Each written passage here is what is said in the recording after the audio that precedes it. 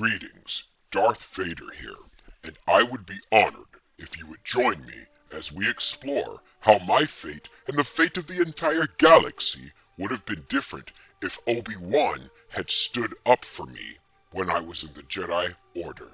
Let us go back to the fateful day that changed everything.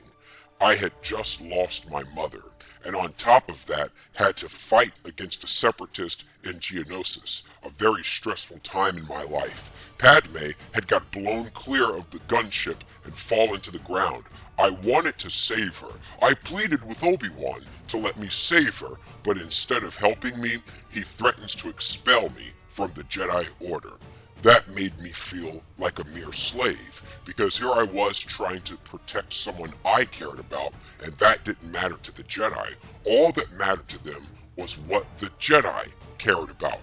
I began to feel as though the Jedi, and by extension the light side of the Force, were just as cold-hearted and cruel as those who had enslaved me as a child. And that is why I told Obi-Wan on Mustafar that in my view, the Jedi were evil because they sit around all day and do nothing to save life.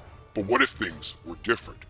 This very day, things had changed. Instead of Obi-Wan threatening to expel me from the Jedi Order, he was actually more chill about the situation. And he looks at me and says, "Anakin, just use the Force."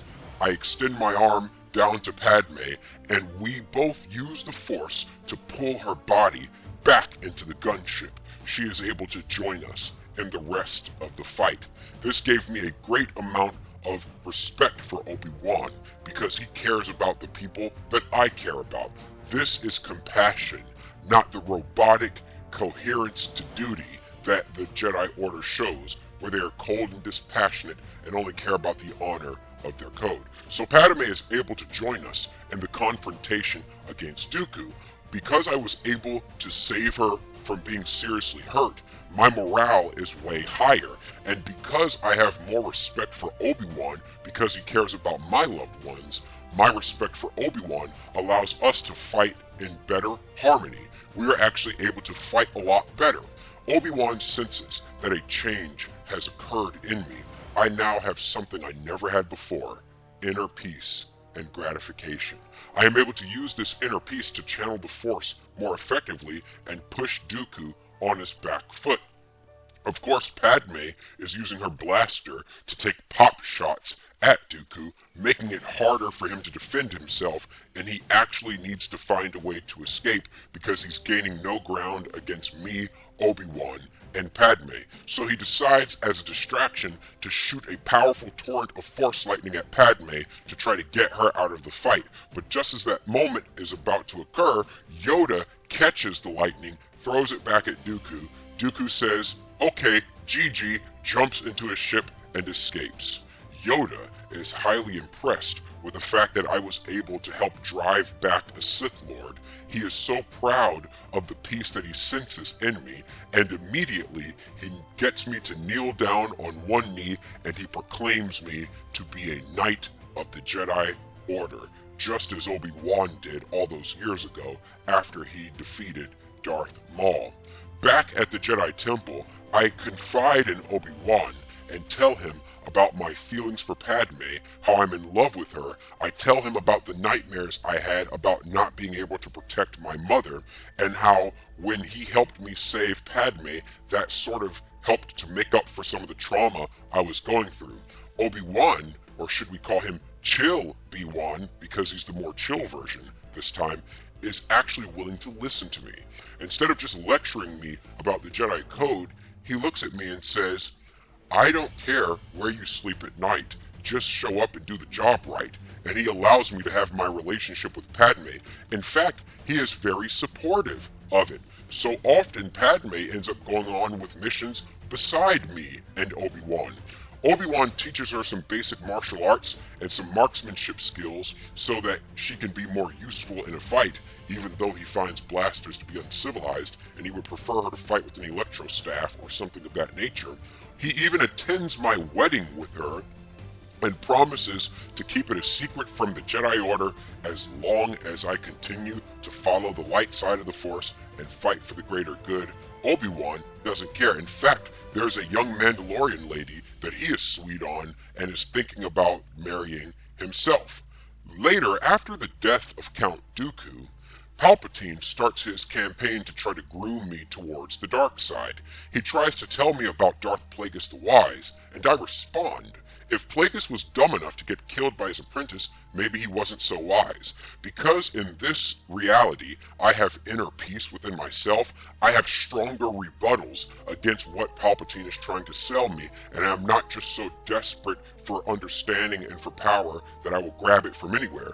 In fact, the more peace I feel within myself, the more Palpatine starts to creep me out. So he decides to change the subject because I'm starting to put the pieces together that he's a Sith Lord. He's telling me all of these dark side secrets, and I look at him and I say, if Sith lore is passed only from master to apprentice, then how do you know so much about the Sith? Are you hiding something, Palpatine? And he tries to change the subject by offering to put me on the Jedi Council as a master. And of course, because I'm never one to turn down a challenge, and I would love the added responsibilities that becoming a Jedi Master brings, I accept and I drop the subject, but I'm still suspicious of him. I go back to the Jedi Council and report my findings, and I let them all know that I suspect Palpatine of being a Sith Lord because he knows some dark side secrets, and Mace Windu is very skeptical of me. In fact, Mace Windu, like in the normal continuity, tells me that he denies me the rank of Master, and he tells me, take a seat, young Skywalker. And that is when the Jedi tell me their plan to have me spy on the Chancellor. Now, at this point, I object loudly. I tell them it's illegal to spy on the Supreme Chancellor. That's treason. The Jedi tell me that I am there to follow their orders, and they tell me that I will do this mission, and if I don't, I will be expelled from the Jedi Council. That is when Obi-Wan stands up, bumps past me, and walks right up to Mace Windu in his face. He looks Mace Windu dead in the eye and says to Mace Windu, Master Windu, how many Sith Lords have you defeated? 0. I've defeated 1, and Anakin here has defeated 1.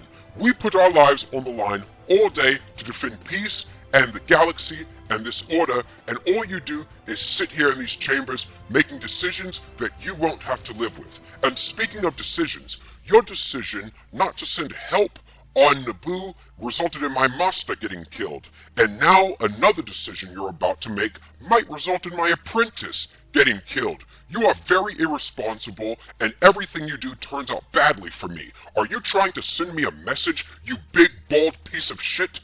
At that point, Mace Windu pulls out his fist, and Obi-Wan pulls out his fist, and they start scuffling in the Jedi Temple. They fight each other and start giving each other a black eye. That is when Yoda yells, "Violence the Jedi way is not!" And Obi-Wan looks at Yoda and says, "Deceit is not the Jedi way either. There has to be a better way." So Yoda pulls Obi-Wan and Mace Windu into his office and decides to find a new plan, because obviously having me spy on the Chancellor is not going to work. So Yoda decides to send me and Obi-Wan together to Utapau to confront and kill General Grievous to bring an end to the war. Meanwhile, Mace Windu gets sent to interrogate and possibly investigate and arrest the Chancellor directly.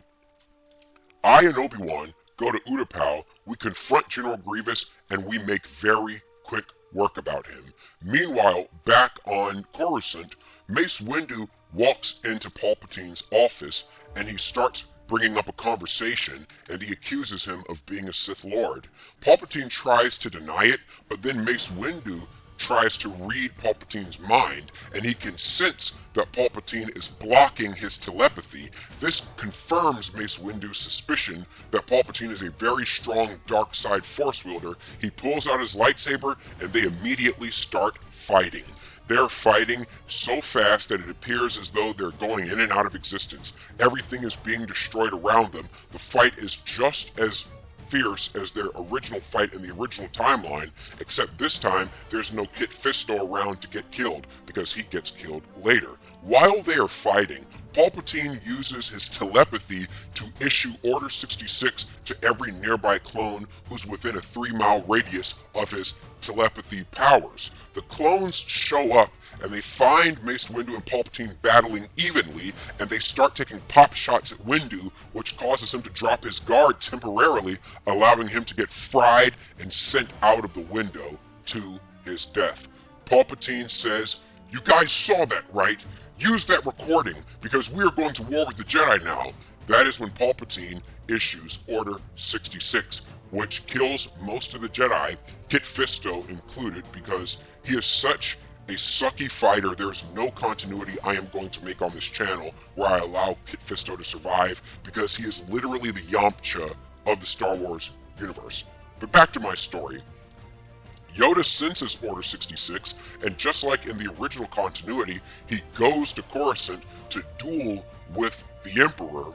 They start to fight just like they originally did, and where they get to the point where they are shoving the Force at each other with the Tutaminis and the Force Lightning, just when Yoda is about to lose his footing and fall, I show up and stab Palpatine through the chest. Obi-Wan jumps to the side and slices off Palpatine's head.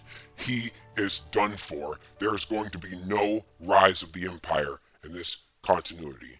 The Senate reconvenes and names Mon Mothma the new Supreme Chancellor. The Jedi decide to retreat to Yavin 4 to get away from the hustle and bustle of city living and get back to a simpler life where they can commune with the Force and understand their philosophy better.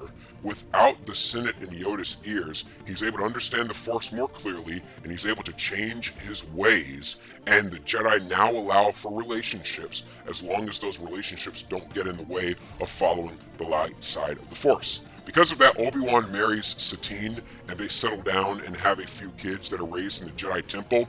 Padme moves in with me into the Jedi Temple. The Skywalkers reach their full destiny, just like in the expanded universe, and I become the new Jedi Grand Master after Yoda retires. And that is how things would have turned out if Obi-Wan had stood up for me when I was a Jedi. Let me know what you think in the comments below.